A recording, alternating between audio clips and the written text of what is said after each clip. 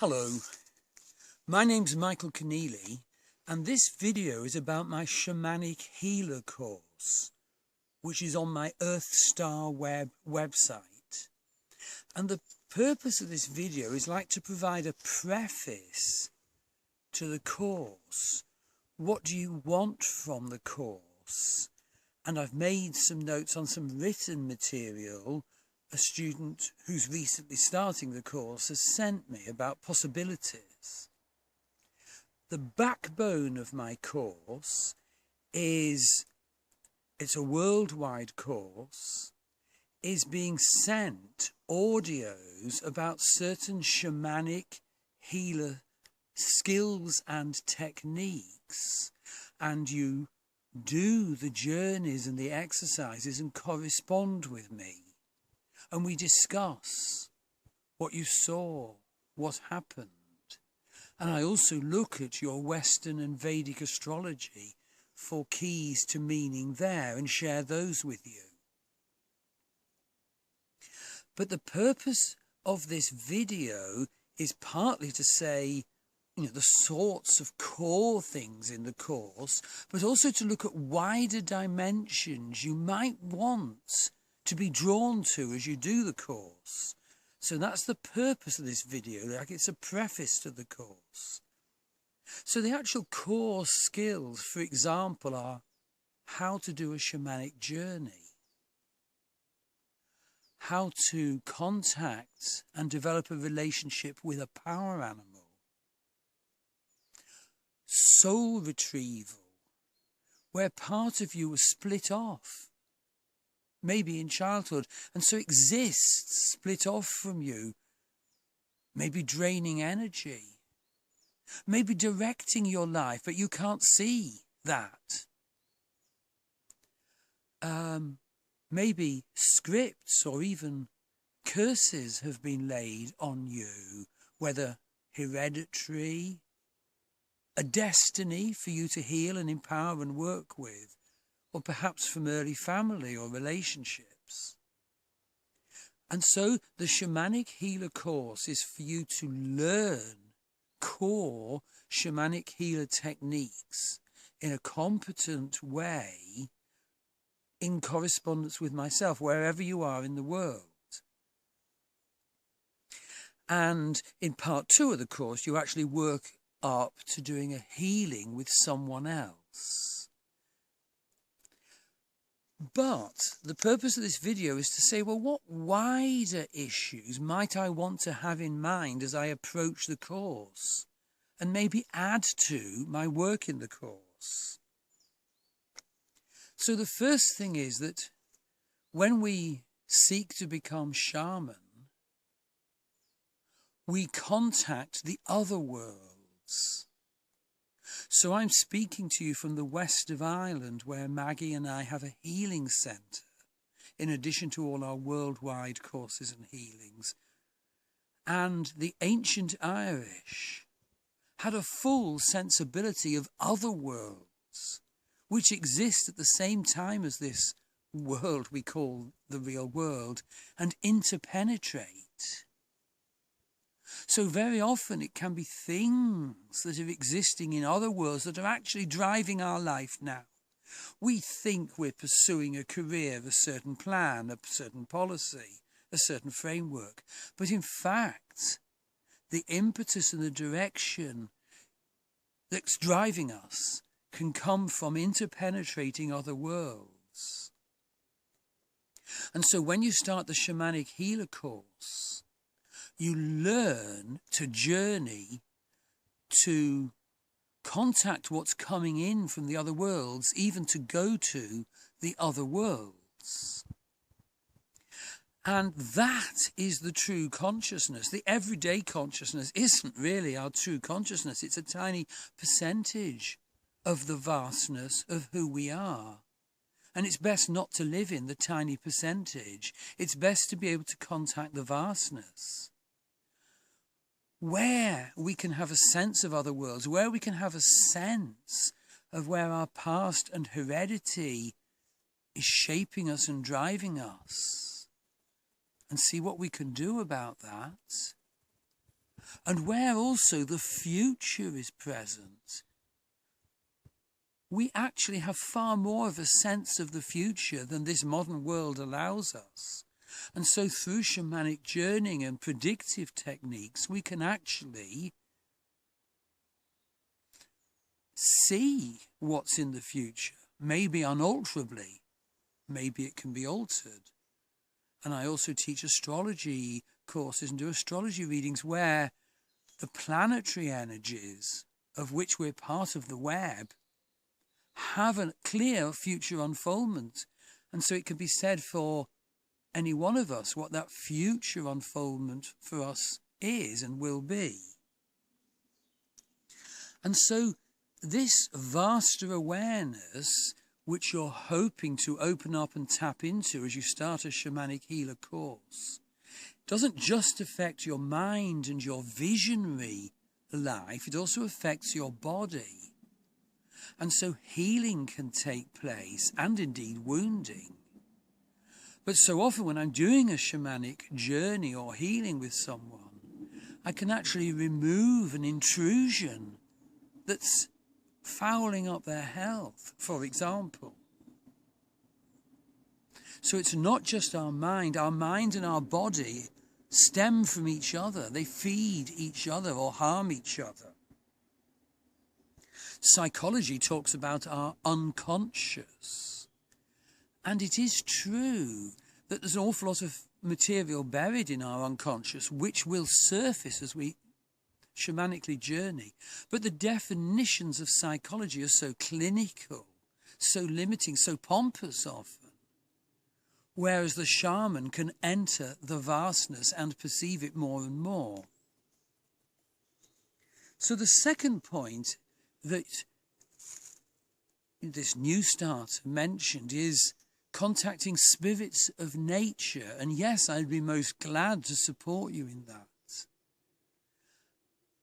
I feel I had a sense of spirits in nature when I was a small boy, but because I didn't have the framework for it, I experienced shamanic journeying, going to other places when I was sort of 10 and so forth, but of course I had no framework for understanding that.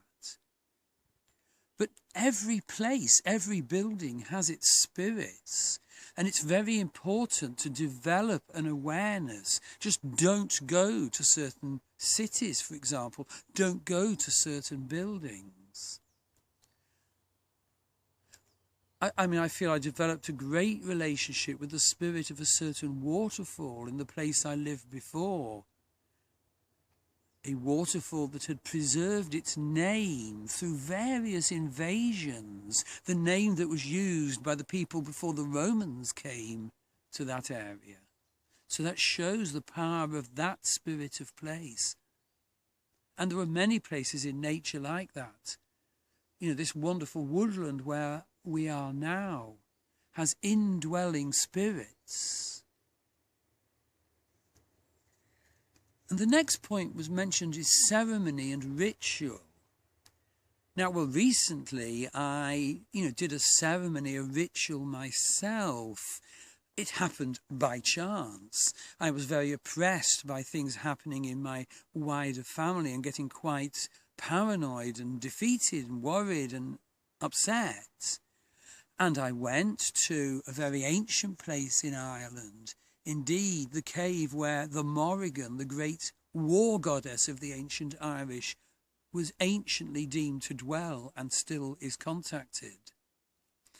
And there made, a certain talisman, which then I went home and I imbued and it took out all this trouble in my mind and put it in the talisman and actually buried it in a very powerful place, a place of a very strong energy.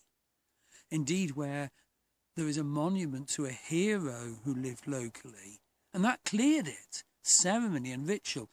And of course, much ceremony isn't just individual, it's also community and group ceremony. Dreams. Certainly, if you wish, you can seek to have a period where you create a dream diary. and we can discuss the insight and the meaning of those as part of the shamanic healer course. And then, there's using art. That is really powerful. You might draw how you feel about a certain issue and then do something transformative, maybe like EFT, and then draw how you want to be.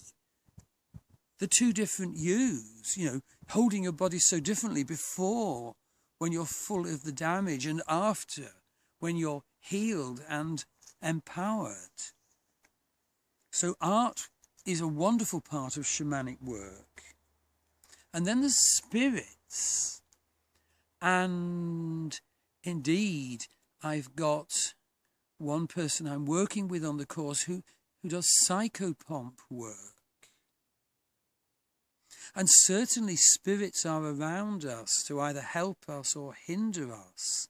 And again, we can work to identify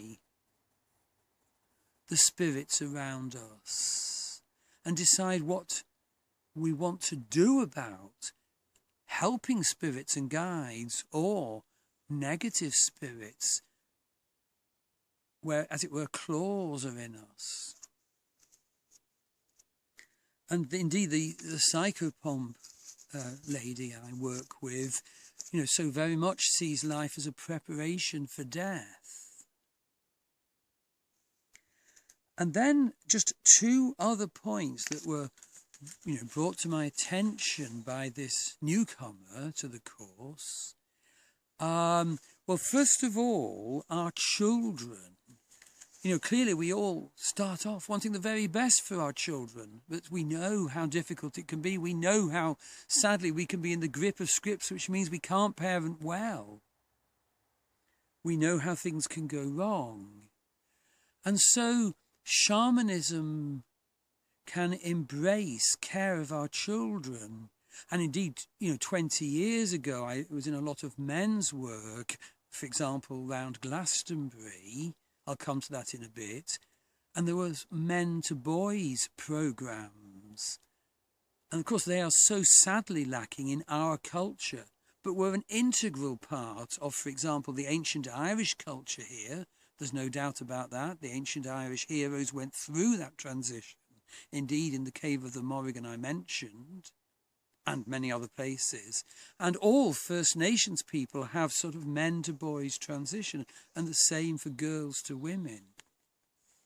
And the last point I'm reviewing as the preface to what do you want from the course, because I'm dedicated to giving you what you want and need, is community. Now, community, I think, is very difficult. Partly because of the dysfunction one so often comes up against in community.